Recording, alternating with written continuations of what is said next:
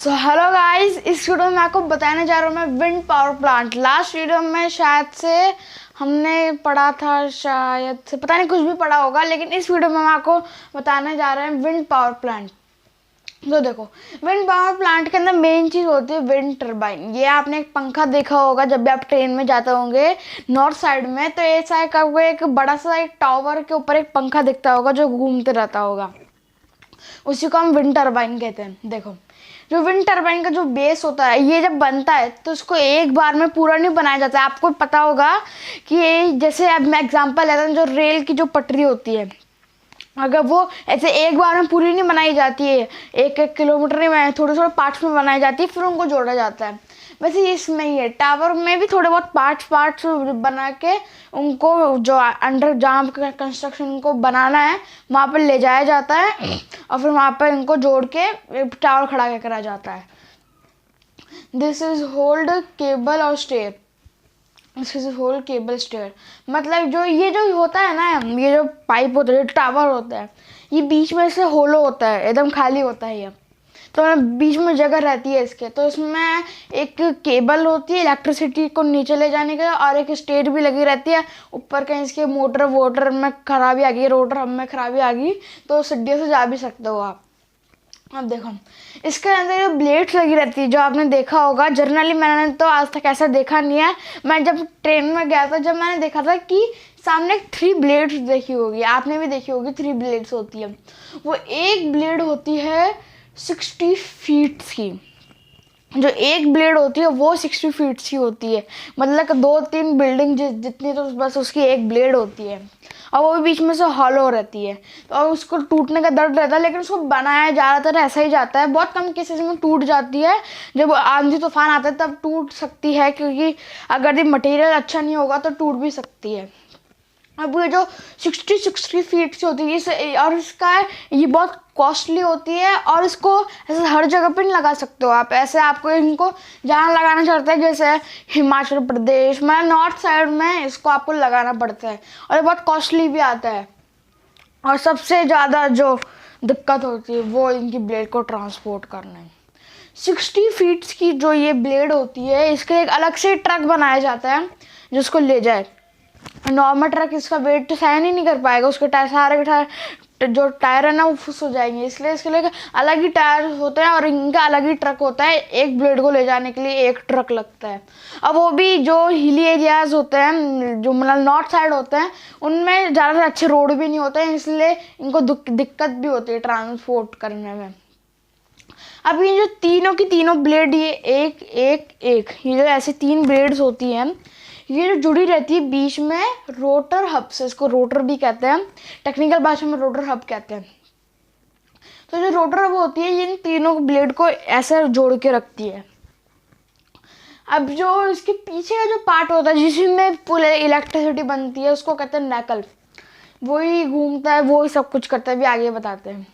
अब देखो, जो साइकिल होती है, जब इसकी जो घूमने की रफ्तार होती है 1.100 होती है, साइकिल की 1.20 होती है नॉर्मल। 1.20 क्या है, देखो, तो साइकिल का अगर आप एक बार उसका वो जो होता है बैठ, जो आप ऐसे ऐसे करते हो, आप जैसे एक बार घुमाओगे तो 20 बार उसका चक्का घूम जाता है। लेकिन जो उसी को कहते हैं आरपीएम। जो जर्नली साइकिल्स 1/20 आरपीएम की आती है, 1/19 ऐसी कुछ की आरपीएम की आती है। लेकिन जो ये होता है वो आप देखते हो भाई कितना धीरे बिजली जनरेट कर रहा है, लेकिन वो धीरे जनरेट नहीं करता है, वो बार ऐसा घूमता है। लेकिन जो गियर बॉक्स होता है, वो उसको एक बार घूमने को, वो अंदर उसको पता चलता है कि 100 कर देता है। वो मतलब एक बार घूमने को 100 कर देता है। अभी जो नए ज़माने के जो विंड टर्बाइन है वो 1.100 आते हैं। बाहर आपको एक ही घूमेगा, लेकिन वो अंदर 100 बार घूम जाता है, ठीक है। तो ये रोटर जो हब होता है, इसी से एक शाफ्ट भी जुड़ी रहती है। अब ये जो गियर बॉक्स होता है मल्टीपल कर देता है आरपीएम को।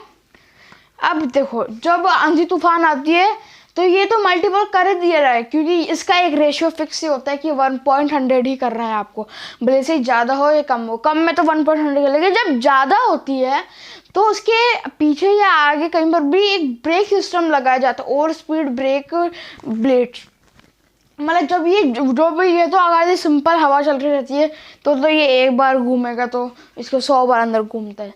लेकिन अगर ये बहुत तेज घूमेगा तो क्या 2 पॉइंट मतलब अगर ये जैसे एक बार घूमा तो अंदर क्या 500 पहुंच जाएगा, नहीं 100 का रेशियो रहेगा। अब कैसे रहेगा, क्योंकि जो ब्रेकिंग सिस्टम होता है वो इसको धीमा कर देता है, वो अंदर इतना ज़्यादा घूमने को देता ही नहीं है उसको, वो एकदम धीमा कर देता है ब्रेक सिस्टम, जितनी उसको रिक्वायरमेंट है इतना कर देता है ब्रेक सिस्टम। अब देखो जॉइंट थ्रू शाफ्ट, अब एक होता है अल्टरनेटर, ये देख इसकी जो शाफ्ट जुड़ रहती है अल्टरनेटर से। अब आपको समझ में आ चुका होगा अब क्या करना है। ये शाफ्ट जुड़ रहेगी, ये जैसे ही घूमता है वो शाफ्ट भी घूमती है, और शाफ्ट की वो ऐसे धीरे धीरे नहीं घूमती है, वो 100 बार घूमती है, एकदम दुम दुम दुम दुम शाफ्ट 100 बार घूमती है एक बार में। तो इसी वजह से जैसे शाफ्ट घूमते है दोनों साइड मैग्नेट रखी रहती है। आपको पता है जनरेटर के अंदर का एरिया इन प्लांट्स में कैसा होता है, जो शाफ्ट जो मैग्नेट रखी रहती है उनके बीच में शाफ्ट घूमती है, इलेक्ट्रिसिटी जनरेट हो जाती है।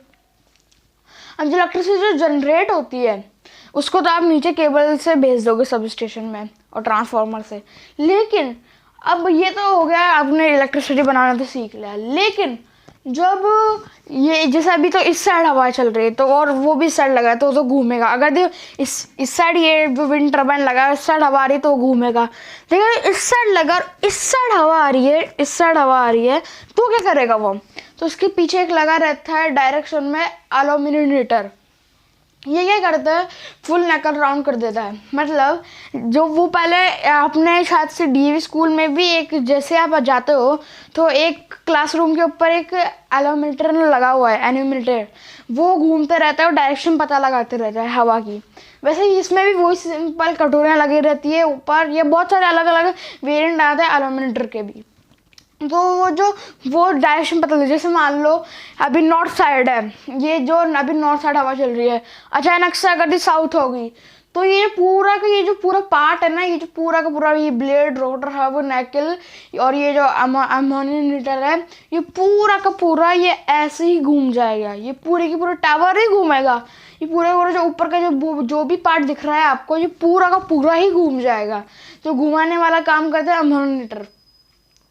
वेयर रोम योइंग, तो ये जब ये घूमता है तो ऐसे तो ये जुड़ा रहता है, तो उसके बीच में जब इसका एंड होता है इस टावर का जिधर नकल फिट करा जाता है तो उसी के बीच में एक यॉ लगा देता है, तो यॉइंग कर देता है वो। तो जैसे ही डायरेक्शन दूसरी साइड हो जाती है और घूमता है, और घूमने वाले प्रोसेस को ही इस जो विंड टर्बाइन के अंदर ऐसे कहते हैं यॉइंग, लगाते हुए मतलब हो रही है, ठीक है, तो वो यॉइंग करता है, ठीक है। अब जो इलेक्ट्रिसिटी आती है उसको केबल से भेज दिया जाता है, और जब केबल से भेजा जाता है नीचे तो नीचे एक ट्रांसफार्मर लगा रहता है। आपको पता है ट्रांसफार्मर क्या होता है, हाई वोल्टेज कर देता है, तो नीचे एक ट्रांसफार्मर लगा रहता है। वैसे बहुत सारे जो ये होते हैं सबके नीचे ट्रांसफार्मर लगा रहते हैं, तो वो सब हाई वोल्टेज कर लेता है, और इन सब की एक ही केबल होती है, वो एक केबल बहुत मोटी होती है, वो ले जाती है आपके सब स्टेशन में। अब सब स्टेशन और हाई वोल्टेज कर देता है, इधर भी ट्रांसफार्मर लगा ही रहता है, उधर भी हाई लगा रहता है, क्योंकि अगर ये सब स्टेशन उसके पास रहेगा नहीं, थोड़ा दूर होगा, तो बीच में इलेक्ट्रिसिटी थोड़ी बहुत जाती भी है ना, इसलिए ट्रांसफार्मर उसको एकदम हाई कर देता है, ज़रूरत से भी ज़्यादा हाई कर देता है कि बीच में जाते जाते सब स्टेशन को पहुँच ही जाएगी। पहुँचती है तो ट्रांसफार्मर उसको वापस से एकदम हाई कर देता है, और हाई करने के बाद ट्रांसमिशन लाइन से टावर के ऊपर भेज देता है और आपके घर में इलेक्ट्रिसिटी आ जाती है। लेकिन देखो अब इसकी 2 टाइप के मेथड्स होते हैं।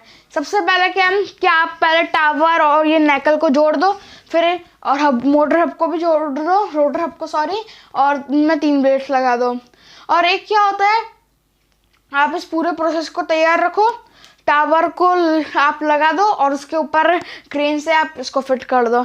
लेकिन ज़रूरी नहीं है कि ये वाला प्रोसेस हो, बहुत सारे प्रोसेस होते हैं, ये 2 ही मेन प्रोसेस होता है। तो इस तरीके से आपको समझ में आ चुका है विंड पावर प्लांट। अब विंड पावर प्लांट भी यही है कि ये जो विंड टर्बाइन है उसको लार्ज एरिया में लगा दो, नीचे एक मेन केबल सब स्टेशन पर पहुंचा दो, वो हाई वोल्टेज करेगा, ट्रांसमिशन लाइन से भेज देगा टावर के ऊपर, और आपका खेल खत्म, विंड पावर प्लांट बन गया। लेकिन ये बहुत कॉस्टली होता है, इसलिए इसको बहुत कम जगह पे लगाया जाता है। ज़्यादातर इसको कोस्टल एरियाज में लगाया जाता है या फिर नॉर्थ एरिया में लगाया जाता है, मतलब नॉर्थ साइड एरिया में लगाया जाता है। हिमाचल प्रदेश जैसे जहाँ पर ज़्यादा हवा चलती है वहाँ पर लगा दिया जाता है। अब ऐसे थोड़ी ना आप राजस्थान में लगा दोगे उसको, जहाँ पर बिजली जहाँ पर मतलब हवा ही नहीं चलती, वहाँ पर तो काम ही नहीं करेगा ना। अब इसको बस एक क्राउन कटवाओगे तो वो 100 बार अंदर घूमेगा। आपको आप ऐसे अगर आप पुश करके भी एक राउंड कटवा दोगे ना तो भी चल जाता है, तो भी इलेक्ट्रिसिटी जनरेट कर देता है। ये इतना ज़्यादा इसको हवा की ज़रूरत है। थोड़ी सी अगर भी इसको थोड़ी सी भी हवा मिल गई ना तो ये अंदर 100 बार घूम जाएगा। या आपको पता है 100 बार क्यों घूमेगा? गियर बॉक्स से घूम जाएगा। तो इस वीडियो को लेता है रखता है, आपको समझ में आ चुका है विंड पावर प्लांट। मिलता अगली वीडियो में, बाय बाय गाइस।